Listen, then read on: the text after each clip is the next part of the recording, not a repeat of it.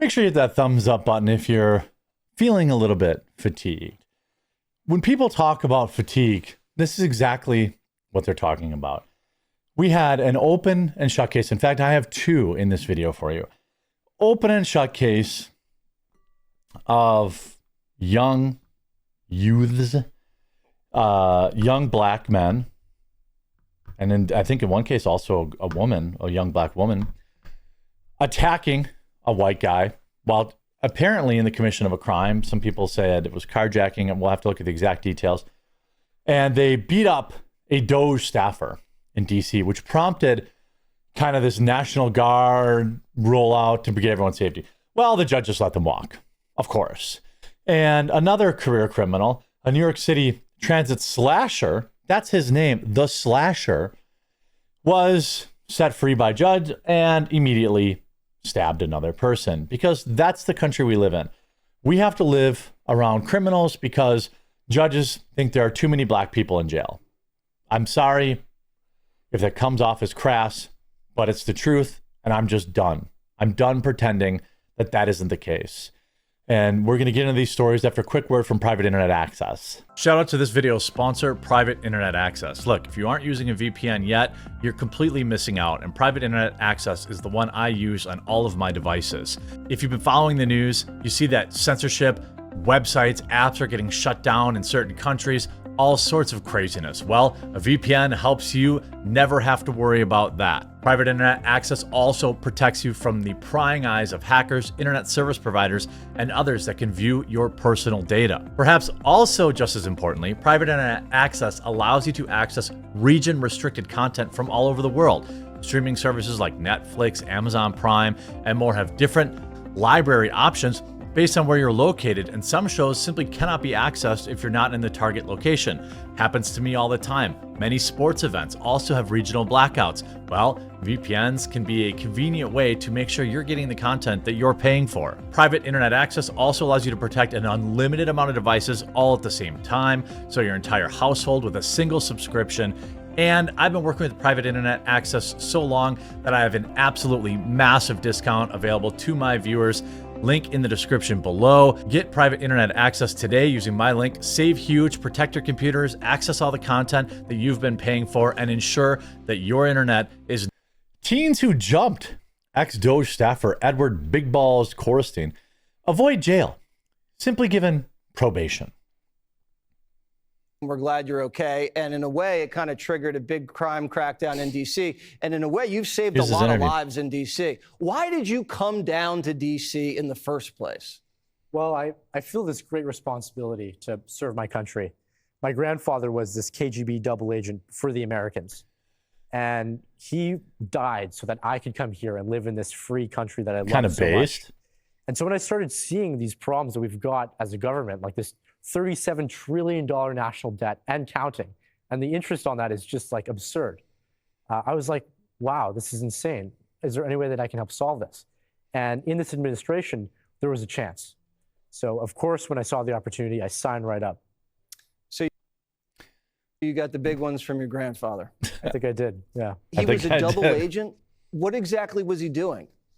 Well, he worked for Line X, which is like this sophisticated KGB line, but he actually joined the CIA, and he gave the CIA a bunch of valuable intel right around the Cold War. Wow, what a patriot. Yeah. The two teenagers who jumped former DOJ staffer have now avoided jail after pleading guilty to simple assault. The boy and girl, both 15, from Hyattsville, Maryland, were sentenced to probation at a D.C. court on Tuesday, just over 2 months after the pair were arrested for a savage attack on August 3rd. The boy was handed 12-month probation, which we all know he will violate, and was allowed to return home to play video games. While the girl was given a 9-month probation because that's our legal system. Women get a shorter sentence for the same crime. This is a perfect example of that.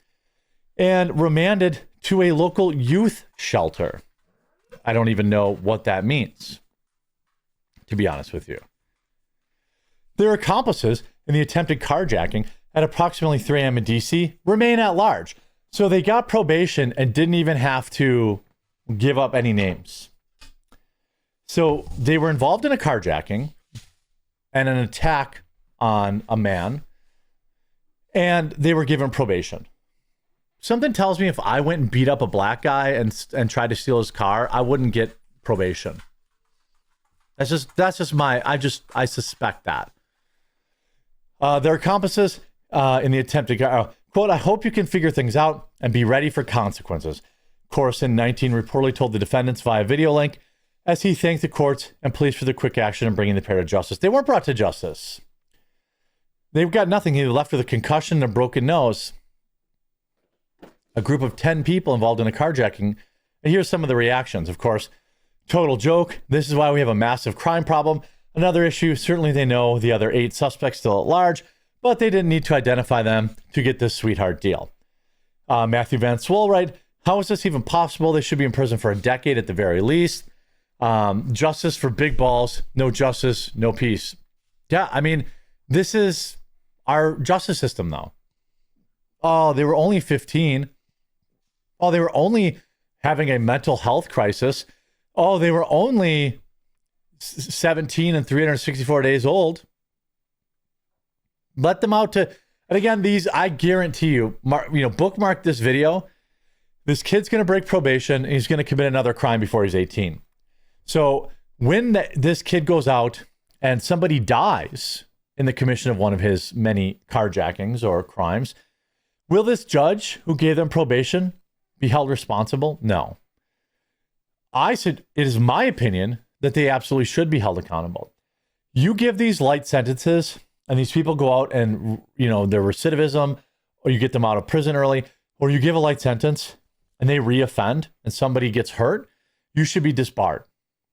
There should be some consequences for crying out loud, some consequences for this level of irresponsibility that forces good law-abiding citizens, by the way, of all skin colors, to have to live next door and walk, share buses, share local transport with all these lawless animals.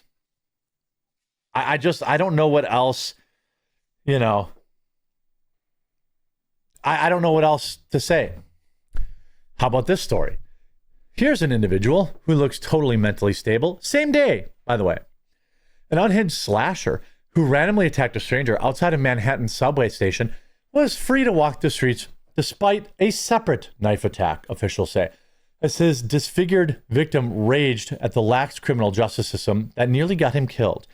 Ex-con Dimitri Marshall, 32, was nabbed several hours after he cut a 27-year-old man across his face without warning outside the East Broadway train station, cops say.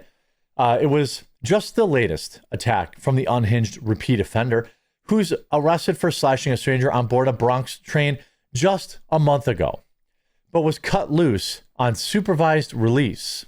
Where were they?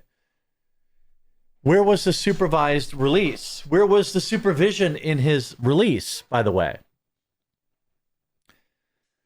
Where was his supervisor when he's right back on a train slashing another person less than 3 weeks later?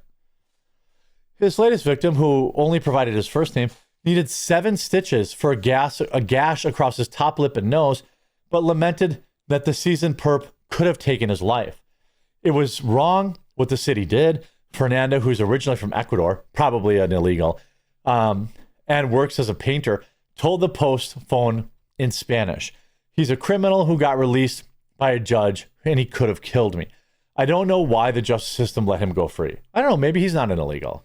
Okay. I don't know why he didn't want to give his last name. That's why I said that, but he sounds like a pretty based guy, so maybe he's American.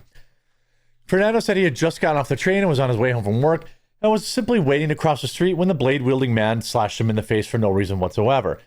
I came up behind him, but I didn't pay attention to him, the victim said. I stopped on the corner of the street. I couldn't cross because the light was red. Okay, based, following the law.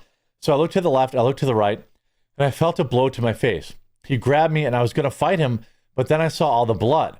He didn't say anything. I was in shock, he added. I didn't do anything to him, he told the police. Thank God he didn't hit me in the neck or something. I could have died. The blood-soaked victim ran back down to the subway station where he told on-duty cops what had happened, but they couldn't find the attacker who had already fled. I have to be more vigilant, Fernando said, of this sudden burst of violence. It makes me sad because I didn't do anything wrong.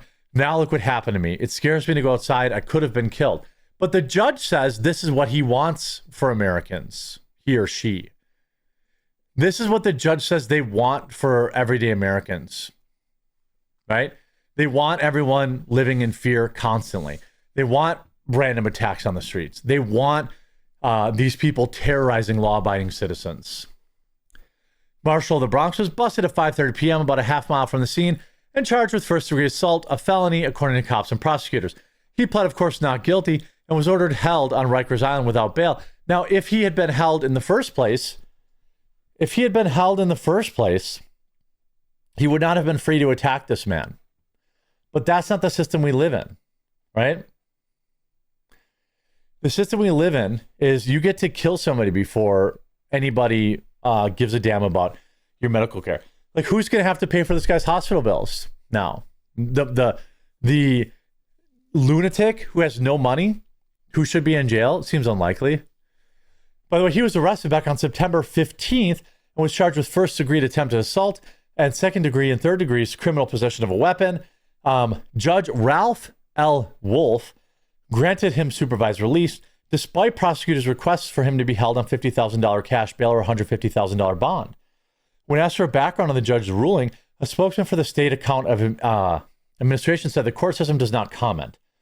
It's important to note, however, that a vast majority of bail decisions turn on the court's discretionary weighing of a broad range of factors. Marshall, by the way, has racked up 7 different arrests before his latest unsettling attack. How many attacks are you going to have to need? You know, how many times do people have to get slashed in the face before you're like, hey, maybe this guy's going to slash people in the face?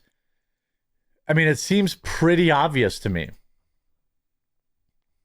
It seems pretty obvious. But, you know, this is the world we live in, and this is why people are fatigued. And it is made worse by judges like this loser, who is responsible, in my opinion, for the attack on Fernando. I hope you were informed by this video. If you were, please do leave a like on it. If you haven't yet, please subscribe or follow down below, and we'll talk to you again real soon.